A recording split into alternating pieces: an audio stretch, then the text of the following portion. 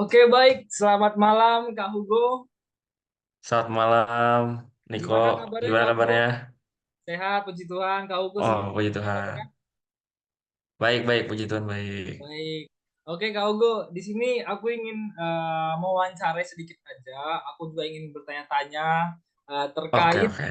tentang dunia kerja. Karena yang aku dengar ataupun yang aku cari tahu juga, Kak Hugo ini juga sudah masuk ke dunia kerja ya. Sudah bekerja seperti Iya, itu. benar ya. Kurang lebih baru setahun setengah ini lah, hampir 2 tahun, hampir mau 2 tahun lah masuk dunia kerja. Sebelumnya aku izin memperkenalkan diri, Kak. Nama aku Joshua Niko Oke. Widodo. Jadi aku mahasiswa pendidikan ekonomi, juniornya Kak Hugo juga, angkatan Oh ya, 2022. Jadi oke, ya, sebelum ya. itu Kak, sebelum lanjut, aku izin untuk nge-record ya Kak ya. Iya, ya, silakan, silakan, silakan. Oke. Sebelumnya aku mau bertanya nih Kak, Kak Hugo ini sekarang kegiatannya apa, lalu juga pekerjaan ataupun profesinya apa gitu.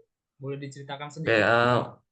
oke, untuk kegiatannya ya, kegiatannya sehari-hari sih, kalau Senin sampai Jumat itu biasanya masih mengajar di sekolah, karena kebetulan sekarang profesi saya itu adalah seorang guru, di mana saya sebagai guru IPS di sekolah SMP Santo Angela Bandung. Nah, lebih tepatnya saya mengajar kelas 8 dan kelas 9. Seperti itu, Niko. Oke, baik. Berarti Kak Hugo sekarang Ya. menjadi seorang guru profesi Kak ya? Ya, iya benar jadi seorang guru. Ya, nggak jauh-jauh lah dari kuliahan lah. Oke, berarti memang panggilannya menjadi seorang guru ya. Eh, Ya, Pertanyaan selanjutnya ini Kak, aku ingin bertanya, ini kan berarti udah menjadi seorang guru. Nah, sebelum mm, menjadi seorang guru tersebut, jalur apa sih yang ditempuh untuk menjadi seorang guru? Apakah semisal jalur PNS, P3K, swasta, honorer, atau bagaimana mm, gitu Kak? Karena kan ini sekolah oke. swasta juga ya. Ya, untuk jalur yang ditempuh sih, saya sendiri memilih jalur sekolah swasta ya. Nah, jadi saya mencoba untuk mengapply di beberapa sekolah swasta. Nah, tepatnya itu ada, seingat saya ya, itu ada Vanlit, ada Pangudi Luhur, terus ada Petrap, terus ada sekolah yang di Jakarta saya lupa namanya, sama satu lagi ada di Santai Angela Bandung. Nah, kebetulan saat saya apply itu yang paling cepat menerima adalah sekolah SMP Santai Angela Bandung. Kemudian setelah sekolah Santai Angela, kemudian ada dari Petra dan yang terakhir adalah dari sekolah di Jakarta. Nah, seperti itu. Nah, tapi untuk masuknya untuk golongannya sih masih honorer karena kan masih baru setahun. Nah, dari honorer mungkin dari 2 tahun 3 tahun baru diangkat jadi karyawan tetap seperti itu sih. Oke, baik. Jadi setelah lulus, Kak, ini kan tadi udah jadi guru, juga udah disampaikan juga Hmm. jalur masuknya. Nah, setelah lulus kuliah kemarin, nah itu berapa lama sih proses mencari kerjanya atau untuk menjadi seorang guru tersebut? Sempat Kayak ketika atau bagaimana gitu? dari apa nih? Dari wisuda atau dari lulus sidang nih? Dari lulus sidang ataupun dari wisuda mungkin, Kak? Oke, kalau dari wisuda kan dari bulan September kalau nggak salah ya, Ya, gitu ya. bulan 9. Nah, September. Nah, kebetulan itu dari setelah wisuda kalau nggak salah ya. Emang setelah sidang sih nyantai dulu, kan pusing ya Oh, habis menikmati dulu skripsi, ya. stres, stres, malah relax dulu, relax santai. Nah, terus habis wisuda coba nyebar lamaran. Nah, kebetulan itu baru dapat panggilan itu di bulan November kalau nggak salah saya. Oh, Bulan November. November baru dapat panggilan.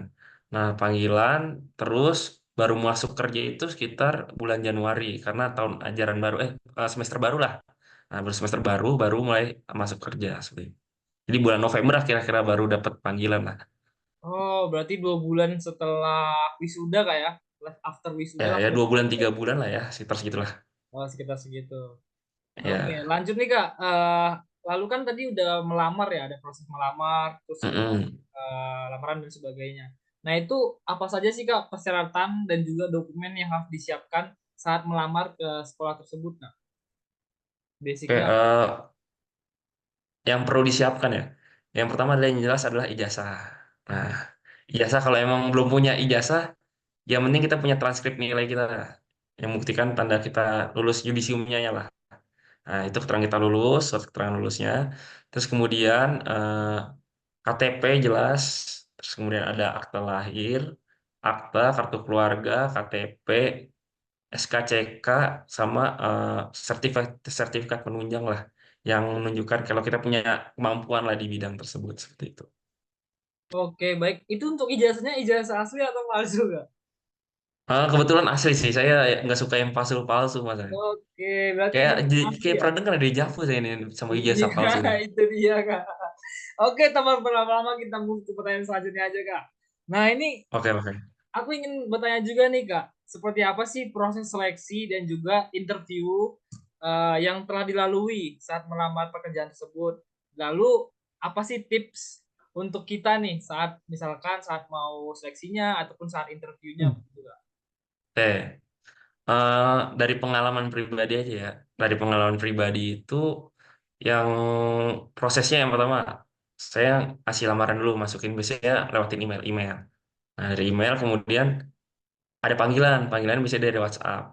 Nah, dari WhatsApp. Nah, kebetulan kalau kemarin pas saya bulan November itu masalah, itu saya di WhatsApp, kemudian ditanya kapan bisa interview. Nah, interviewnya itu eh, mungkin dari kalau tempat kerja-kerja lain ya mungkin berbeda ya. Nah, kalau waktu itu saya kebetulan lewat WhatsApp. Nah, video call lah, saya video call dari WhatsApp. Nah, kemudian video call ditanya lulusan mana, tahun berapa, kemudian pengalamannya apa aja, terus skill kamu apa. Seperti itulah kurang lebih garis-garis besarnya. Nah, dari selesai eh, interview itu dari WhatsApp ya, itu video call itu singkat lah, nggak terlalu lama lah. Kemudian ditanya apakah bisa micro teaching sama psikotes langsung datang ke Bandung untuk ke sekolahnya. Nah, saya jawab bisa. Itu baru direncanakan kembali seminggu atau 2 minggu setelah interview itu kalau nggak salah. Nah, kemudian saya datang ke Bandung langsung ke sekolahnya secara langsung. Itu untuk melaksanakan psikotes sama micro teaching. Nah, psiko sama micro teaching. Nah, dari setelah pertama itu adalah psikotes dulu. Setelah psikotes, kemudian saya melakukan micro teaching kurang lebih selama 40 menit atau 1 jam gitu. Nah, kemudian setelah selesai micro teaching, saya pulang kembali. Nah, kemudian habis itu baru dihubungi kembali lewat WhatsApp untuk apakah diterima atau tidak. Nah, kalau dihubungi berarti saya diterima, kalau tidak berarti ya tidak. Jadi emang saya itu dihubungi disuruh langsung ke Bandung untuk membicarakan tentang kontrak. Seperti itu sih. Nah, untuk tipsnya sendiri mungkin lebih ke percaya diri aja ya. Oke. Kadang-kadang kalau kita interview itu kadang-kadang grogi, malu-malu. Nah, itu yang juga kadang-kadang dilihat sama HRD lah kurang lebih. Karena kalau kita gugup, terus malu-malu itu jadi nilai min buat kita lah. Jadi kita harus percaya diri yang pertama. Kemudian menonjolkan apa yang kita kemampuan yang kita miliki. Nah, jangan kita menonjolkan ke kekurangan diri kita lah. Kalau bisa kita menonjolkan kemampuan kita supaya orang yang mewawancarai kita itu melihat wah ini orang tuh punya sisi plus lah yang patut untuk diperjuangkan bersama kita. Itu sih dari saya kalau tipsnya. Wah, sungguh luar biasa kayak tipsnya kayak. Ini jadi apa ya menjadi pandangan baru juga lah untuk kita masuk menjadi Hmm, seorang guru ataupun masuk ke dalam dunia kerja seperti itu. Nah, tadi itu kan kita udah berbicara nih Kak tentang perjalanan Kak Hugo menjadi seorang guru. Nah, sekarang kita hmm, masuk nih Kak ke topik berikutnya yaitu realitas tahun pertama mengajar atau menjadi seorang guru nih Kak. hmm. Nah, boleh sih, Oke, boleh dong Kak berbagi apa ya, bagikan pengalaman sehari-harinya lah, terutama pengalaman pertama mengajar nih Kak. Nah, itu apa yang paling mengejutkan mungkin, atau apa yang paling berbeda dan juga mungkin dari ekspektasinya, atau bagaimana Kak? Monggo Kak oke. di Ya mungkin Niko sendiri pernah micro teaching ya, pernah atau Kak, pernah PLP udah PLP ya. sudah. Nah, kalau masuk dunia kerja apalagi sebagai guru itu tuh sebenarnya ya hampir mirip, cuma agak jauh berbeda lah. Karena kita harus gimana ya menghadapi anak-anak yang sekarang gitu. Hmm. Nah, apalagi jenjangnya waktu saya PLP itu adalah SMA, sedangkan sekarang di tempat saya bekerja adalah SMP, di mana jauh lebih muda istilahnya gitu kan. Nah, eh untuk realitasnya ya gimana ya? Kalau di tempat saya sih waktu saya mengajar itu bulan Januari masuk itu pertama kali diminta untuk kayak micro teaching lah dulu lah, kayak kita ngikut gurunya untuk mengamati terlebih dahulu supaya kita bisa mengamati nih kira-kira anak-anak tuh di SMP kayak gimana sih, cara belajar yang tepat gimana sih. Nah, mungkin yang bikin saya kaget ya adalah sikap-sikap anaknya sih. Apalagi yang kelas 9. Ini yang saya rasakan ya. Ya, semakin besar tingkatannya itu akan sikapnya akan semakin berbeda. Kalau misalnya kelas 7 itu menurut saya masih nurut-nurut. Kelas 8 sudah mulai membangkang ya. Kelas 9 biasanya itu di fase dimana emang sudah semakin dewasa. Cuma karena merasa mereka paling tua, nah itu ya akan merasa punya power lah di situ. Kadang-kadang jadi tidak mendengarkan gurunya, terus sesukanya sendiri. Nah, itu adalah membuat saya jadi kebingungan sendiri sih saat mengajar, apalagi saya pertama kali mengajar itu di kelas 7 sama kelas 9 di tahun sebelumnya. Itu saya juga bingung gimana caranya nih supaya anak-anak kelas 9 ini mau mendengarkan gurunya, mau memperhatikan. Nah, itu adalah membuat saya jadi kebingungan lah. Nah, untuk kelas 7 sendiri sih mungkin lebih ke penyesuaian ya. Kalau saya ngeliat sih lebih ke penyesuaian karena kelas 7 itu adalah perantara dan dari kelas 6 ke kelas 7. Nah, dari SD ke SMP. Mungkin masih banyak sikap-sikap dari SD yang kebawa ke SMP. Nah, di mana di situ kita harus terus memperingati, memperhatikan, memberitahu lah kalau kalian ini tuh udah kelas 7 udah SMP. Jadi ya kurang lebih itu sih Niko sih kayak ya pusing lah pokoknya. Apalagi tentang administrasi. Nah, nah, kalau Niko Oke. sendiri gimana waktu bikin administrasi? Wah, kita enjoy Kak, kita menikmati. Oh, enjoy. Mungkin kalau emang jadi guru, yang permasalahan utamanya sih kalau menurut kalau ini yang saya alami ya, itu ya tadi bikin administrasinya.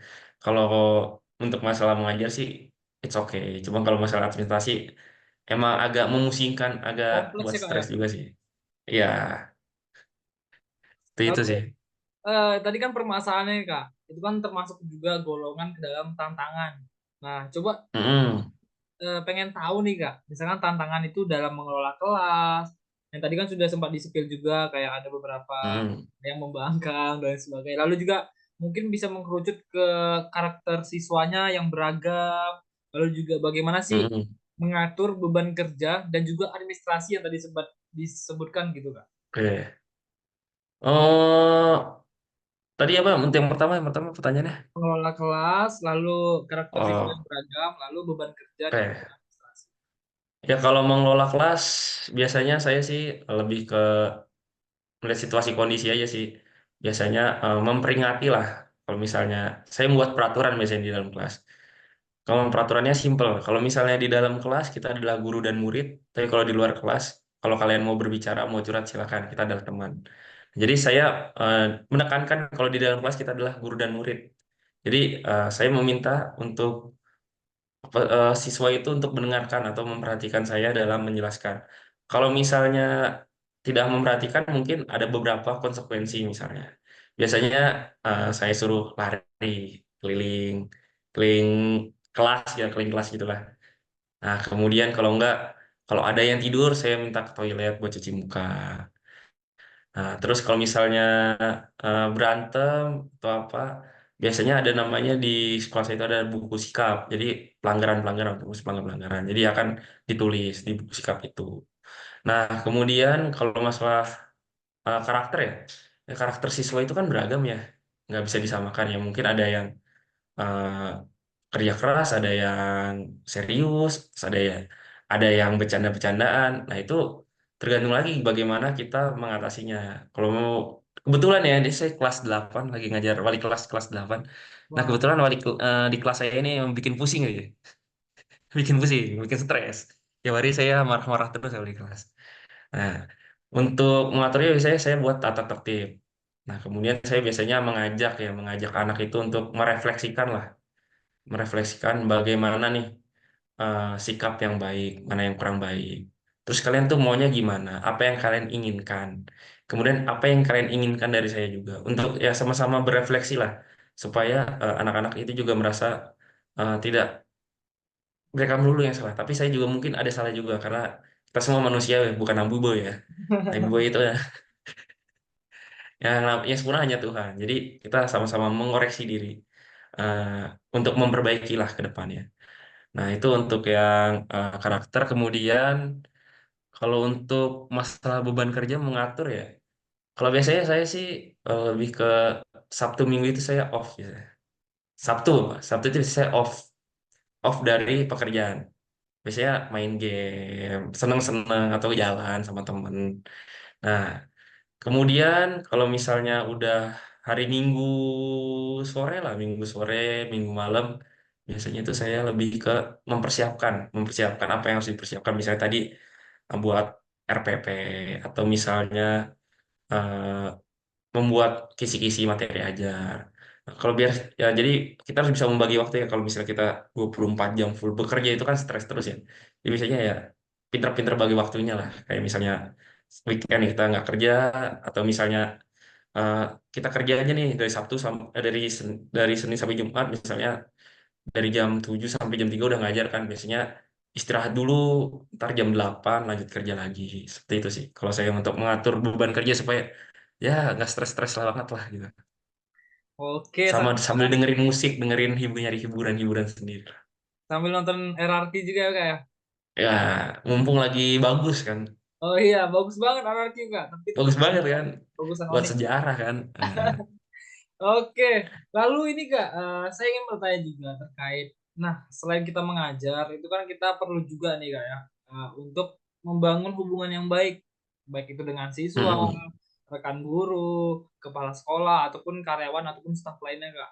Nah, ada nggak sih kak strategi dari kakak sendiri untuk membangun hubungan yang baik terhadap orang-orang tersebut? Boleh disebut? Oke. Mungkin dari awal masuk aja ya. Dari awal masuk saya nggak kenal siapa-siapa ya karena semua itu adalah baru gitu kan. Tetapi saya berusaha untuk membuka diri. Contohnya, biasanya kalau misalnya saya teman-teman yang lain, teman-teman guru yang lain atau teman yang lain itu pada makan di meja makan, saya coba masuk ke meja makan, makan di meja makan juga. Sambil ngikutin apa sih yang mereka bicarain. Coba nimbrung lah, istilahnya nimbrung, ikut terbuka. Nah, dengan begitu orang lain kan juga akan, wah, ini orang welcome. Nah, jadi ada ikatan lah, jadi mulai saling mengenal satu sama lain. Nah, kemudian dari banyaknya teman lah, ada banyaknya teman di kantor, mungkin ada beberapa yang sefrekuensi lah. Ya mungkin Niko juga di tempat kuliah banyak teman, cuma pasti ada beberapa yang sefrekuensi jadi sahabat gitu. Nah, dari beberapa yang sefrekuensi, jadi sering ngobrol, sering jalan bareng. Nah, itu yang membuat menjadi relasinya semakin menjadi kuat lah. Kalau untuk atasan sendiri, contohnya kepala sekolah, ya misalnya dengan kepala sekolah itu memberikan tugas atau memberikan tanggung jawab kepada kita, ya kita itu nggak menolak atau misalnya berbicara dengan baik-baik kalau emang ingin menolak ya. Kalau bisa mungkin itu ya di, dilaksanakan tugas yang diberikan. Nah itu yang membuat kemudian kalau misalnya kepala sekolah sudah memberikan tugas ke kita, berarti kepala sekolah itu sudah percaya kepada kita kalau misalnya kita bisa menjalankan tugas tersebut. Nah, di mana kalau kepala sekolah sudah percaya, berarti kita harus membayar kepercayaan yang mereka berikan kepada kita. Jadi dengan kita memberikan apa yang kita bisa, misalnya dengan 100% yang kita bisa, nah itu juga akan membuat menjalin relasi dengan teman-teman yang lain. Seperti itu untuk membangun relasi dengan eh, teman-teman kerja. Kalau misalnya dengan peserta didik sendiri, seperti yang sudah saya sampaikan tadi ya, kalau misalnya di dalam kelas kita itu adalah guru dan murid, saya bilang. Tapi kalau di luar kelas kita adalah teman. Jadi kalau kalian mau ngobrol, mau curhat ke saya boleh. Nah, biasanya saya berusaha untuk dekat dengan anak-anak, misalnya dengan menyapa, ngajak tos, atau misalnya anak-anak lagi ngobrol, saya nimbrung. Lagi ngobrol apa sih biasanya gitu, kayak saya ajak ngobrol. Dan bisa dibilang itu saya sama anak-anak di sekolah itu ya lumayan dekat lah. Tapi dengan catatan ya, tahu batasan lah, gitu. Dan dengan seperti itu, saya berharap kalau misalnya di dalam kelas, mereka merasa nyaman dengan saya, tidak merasa tertekan diajar saya. Nah, karena kalau misalnya di luar ya kita ada teman, kalau di dalam kita adalah guru dan murid. Cuma saya tidak membatasi terlalu tinggi lah, karena saya tidak mau anak-anak saya tertekan ketika saya mengajar gitu. Seperti itu sih. Oke, sungguh luar biasa ya Kak Ugo nih. Insight-nya banyak banget yang saya dapatkan. Salah satunya itu jangan sampai ada gap yang terlalu jauh ya antara guru Ya, dengan murid, guru dengan rekan kerja, dan juga guru dengan ya, wah, sungguh luar biasa nih Kak Ugo. Oke Kak Ugo, ini selanjutnya Kak, kita masuk ke bagian tentang kompetensi dan juga pengembangan diri nih Kak. Nah, saya ingin bertanya nih Kak, kompetensi apa sih yang ternyata itu paling penting dalam mengajar, khususnya di bidang ekonomi di era sekarang yang Kak Ugo saat ini Hmm. ikuti gitu Kak? Kalau untuk kompetensi bidang ekonomi ya, aduh, saya ngajar IPS sekarang nih. Oh, IPS berarti konsepnya lebih luas ya Kak? Boleh Kak? Kalau Iya, konsep kalau lebih detail luas. boleh? Lebih ke kompetensinya pengetahuan sih ya. Pengetahuan ya karena IPS itu lebih kompleks ya. Jadi nggak hanya ekonomi ya. Jadi eh, kita tuh harus gimana ya? Harus lebih rajin ngebaca sih, lebih semua dasar-dasar dari IPS itu kita harus pahami. Kemudian tentang pelajaran juga. Kita harus juga harus gimana caranya supaya anak-anak itu tidak bosan di dalam kelas ya. Hmm. Nah, jadi kita harus memilih media pembelajaran yang cocok. Nah, terus selain itu mungkin di sekolah saya itu lagi mengembangkan metaverse sebenarnya. Oh, metaverse, Oh, tahu. metaverse. Nah, jadi di mana dia nanti kalau misalnya udah jadi ya, kalau emang jadi juga itu anak-anak diajak untuk belajar di dalam dunia games seperti itu. Hmm. Nah, jadi berusaha untuk menyesuaikan dengan zaman aja sih seperti itu nih. Oke, berarti teknologi atau platform seperti Metaverse itu udah mulai diuji coba ya kayak di sekolahnya ya kayak. Ya, sudah sebenarnya udah dilakukan dari setahun yang lalu sih, cuma emang mungkin baru mulai gerak Belum aja, mulai belum masif mulai gitu ya. panas lagi sekarang. Oh, oke. Selain Metaverse, ada nggak teknologi ataupun platform yang digunakan oleh Kak Ugo sendiri dalam mengajar gitu Kak? Oke, untuk platform ya, yang jelas adalah Canva ya. Nah, Canva. Canva. Karena kita untuk menyampaikan materi, untuk ya materi ajar lah di situlah. Kemudian ada biasanya saya menggunakan Quizzes. Quizzes. Quizzes untuk games. Kalau nggak Quizzes, Kahoot, Gimkit. Terus Hmm. kadang-kadang saya juga menggunakan Mentimeter lah untuk evaluasi pembelajaran. Ya kurang lebih sih untuk media pembelajaran atau platform yang digunakan sih ya itu sih.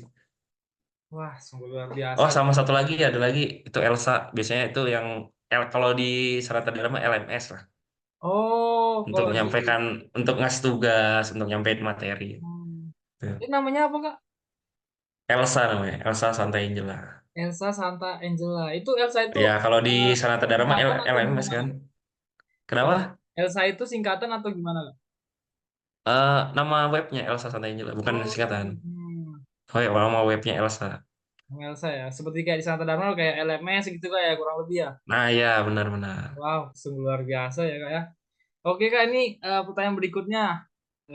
Apa yang Kakak lakukan untuk terus mengembangkan diri sebagai seorang guru? Selain tadi Kakak juga sempat menyinggung, yaitu kita tidak pernah berhenti untuk belajar, membaca, dan lain sebagainya. Hmm. Atau mungkin ada hal lain Kak? Oke. Mungkin dengan mengikuti pelatihan-pelatihan ya, atau misalnya pelatihan-pelatihan yang diadakan oleh sekolah ataupun di luar sekolah. Nah, biasanya di dalam sekolah pun, di sekolah saya pun juga tidak hanya eh, stuck aja gitu. Ingin guru-gurunya juga berkembang. Makanya diadakan pelatihan-pelatihan seperti pelatihan pembelajaran mendalam seperti belum lama kemarin ada pelatihan pembelajaran mendalam, rencana pembelajaran mendalam. Terus ada computational thinking. Kemudian ada pelatihan penggunaan game kayak game-game segitulah. Nah, itu supaya untuk mengasah kita juga supaya kita lebih paham, lebih terampil dalam menyampaikan materi yang diajarkan, terus yang dibawa juga tidak eh, membosankan lah seperti itu. Kemudian ya saya juga ikut MGMP di mana kita bisa saling sharing lah istilahnya gitu lah. Saling sharing tentang pembelajaran, bagaimana cara mengatur kelas, bagaimana cara mengatur peserta didik, seperti itu sih. Oh, berarti Kak Ugo ini termasuk orang yang aktif juga ya kayak ikut MGMP, terus juga ikut pelatihan, ikut acara-acara Hmm. lainnya seperti untuk mengembangkan diri Kak ya. Ya, kemudian sama satu lagi ada supervisi biasanya kalau misalnya guru itu. Nah, Oh, itu untuk berikan masukan-masukan, untuk melihatlah kinerja gurunya gimana sih. Nah, biasanya kita diberikan masukan-masukan juga. Itu kan juga untuk baik untuk kita juga ya, supaya ke depannya tuh gimana sih untuk mengembangkan diri kita. Oh, berarti selain kita mencari tahu, kita juga harus terbuka ya kak ya, terbuka terhadap Iya, saran. ya, itu udah pasti dong harus terbuka, jangan menutup diri. Jangan menutup diri. Wah, sungguh luar biasa Kak Ugo nih orangnya. Oke, selanjutnya Kak Ugo. Tadi kan kita udah berbicara nih terkait perjalanan Kak Ugo menjadi seorang guru, lalu juga Hmm. sudah berbagi juga bagaimana tahun pertamanya menjadi seorang guru mengajar siswa, lalu juga sudah menyampaikan juga tadi terkait kompetensi apa yang harus kita miliki dan juga pengembangan diri apa sih yang harus kita kembangkan untuk menjadi seorang guru yang lebih matang lagi. Nah, sekarang tiba nih Kak di bagian pesan dan juga motivasi Kak. Nah, apa sih Kak kesalahan yang harus kita hindari oleh seorang calon guru pemula Kak atau calon guru baru? Termasuk saya mungkin gitu Kak. Apa yang Wah, harus kita hindari gitu? yang harus dihindari ya, aduh, yang harus dihindari eh pola pikir lah, pola pikir mindset. Mindset ya Kak ya. Karena terkadang mindset seseorang yang sebagai calon guru itu kan, jadi guru tuh apa sih? Jadi guru tuh gajinya seberapa sih? Nah, ya mungkin kalau misalnya mahasiswa-mahasiswa baru kayak gitu, ngapain jadi guru, guru gajinya kecil. Namun kalau ketika kita sudah jadi guru ya, mungkin kita akan menemukan insight lain, pandangan lain. Ya memang mungkin kalau untuk gaji ya mungkin ya bisa dibilang kecil lah dibandingkan dengan pekerjaan-pekerjaan yang lain. Tetapi banyak hal-hal baru yang bisa ketemukan. Jadi misalnya kita bisa bertemu dengan orang lain, membangun relasi, bagaimana cara kita berkomunikasi juga kita dilatih. Jadi jangan ya yang harus dibuang ya insight atau mindset-mindset negatif kita lah. Itu sih. Kalau motivasi ya motivasinya ya untuk Niko dan seluruh teman-temannya dan untuk adik-adik kelas juga. Mulai dari sekarang tentukanlah kalian udah masuk udah kuliah berarti kalian sudah menentukan pilihan kalian. Nah, sekarang tentukan pilihan kalian. Di pendidikan ekonomi itu tidak hanya menjadi seorang guru, terus bisa jadi profesi-profesi yang lain. Jadi mulai dari sekarang coba pikirkan kalian tuh pingin jadi apa sih? Nah, ketika emang kalian sudah mantap di satu buah profesi, kemudian coba cari tahu lagi kira-kira apa yang harus kalian persiapkan untuk depannya. Ya itu aja sih dari pesan-pesan dari saya. Wah, sungguh luar biasa Kak Ugo. Nah, ini terakhir nih Kak. Tadi kan ini sempat disinggung juga nih terkait besaran gaji Kak ya. Nah, ini feel free aja Kak. Mm-mm. Kalau kamu mau dijawab ya monggo. Kalau tidak mau dijawab ya juga monggo gitu Kak. Jadi feel free aja Oke, oke, gitu Kak. Nah, ini boleh nggak sih Kak spill dikit-dikit gitu Kak? Karena kan kita oke. kan ngajar di sekolah swasta juga ya Kak ya. Dan juga tingkatannya itu di Hmm. sekolah menengah pertama. Nah, feel free aja Kak kalau misalkan mau berbagi gitu nominal.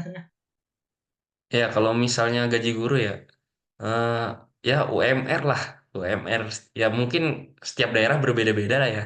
Nggak Nah, mungkin sama. Kayak misalnya kalau di Jakarta sama di Bandung pasti juga berbeda karena UMR Jakarta kan lebih tinggi daripada UMR Bandung. Ya Bandung kalau berapa bisa sih Kak? dibilang gaji ya, ya sekitar UMR lah, UMR dari kota asal lah. Ya bisa naik dikit, ya bisa pas, bisa kurang dikit lah. Kalau di sekitar situ. Ah, luar biasa Kak ya. Oke, kita juga udah di penghujung sesi nih Kak, udah di penghujung sesi. Saya ingin mengucapkan terima kasih banyak Kak untuk Kak Hugo juga. Ya, Banyak sama-sama hal, Niko. Terima kasih juga sudah mau wawancarai saya. banyak hal nih Kak yang saya dapatkan dari Kak Hugo. Mulai dari tadi perjalanannya menjadi seorang guru, Hmm, lalu juga bagaimana tahun pertamanya menjadi seorang guru, mengajar, problem yang dialami, tantangan yang dialami, dan juga kompetensi apa yang harus dimiliki juga oleh seorang guru, dan juga bagaimana kita mengembangkan diri menjadi seorang guru yang matang. Lalu juga tadi kakak sudah menyampaikan juga pesan dan juga motivasi yang tentunya itu sangat memberikan apa ya kayak semangat juga lah untuk kami dan juga teman-teman puji yang menonton Tuhan. salah satu sesi wawancara ini Kak. Jadi di Puji akhir Tuhan ya. Semoga bermanfaat.